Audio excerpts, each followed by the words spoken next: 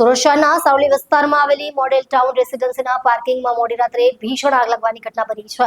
આ અગ્નિકાંડમાં 17 થી 18 જેટલા વાહનો સંપૂર્ણપણે બળીને ખાખ થઈ ગયા છે।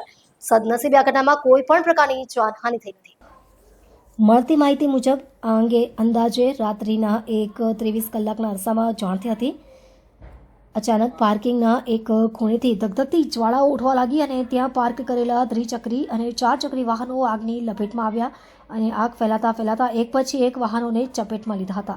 આગ લાગતાની સાથે જ રેસિડેન્સીમાં રહેતા લોકોમાં નાસભાગ મચી હતી। ઊંઘમાંથી ચપકીને ઉઠેલા લોકોએ બારી અને બાલ્કનીમાંથી ધુમાડા અને જ્વાળાઓ જોઈ તાત્કાલિક સલામત સ્થળે ભાગવાનું શરૂ કરી દીધું હતું।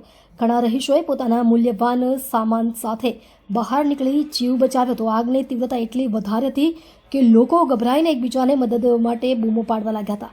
બનાવને જાણ થતાં જ તાત્કાલિક ફાયર વિભાગને ખબર આપવામાં આવી હતી। ડુંભાલ, ડિંડોલી અને પુણે ફાયર વિભાગનો કાફલો ઘટનાસ્થળે આવી પહોંચ્યો હતો। ફાયરના જવાનોએ તરત જ કામગીરી શરૂ કરી દીધી અને પાણીનો મારો ચલાવી જ્વાળાઓને કાબૂમાં લેવાનો પ્રયાસો હાથ ધર્યા હતા। ફાયર વિભાગના જવાનોએ લગભગ પોણા કલાકની સતત અને ભારે મહેનત બાદ આગ ઉપર કાબુ મેળવ્યો હતો। આગ એટલી તીવ્ર હતી કે ત્યાં સુધીમાં તો મોટાભાગના વાહનો સંપૂર્ણપણે સળગીને ખાખ થઈ ગયા હતા।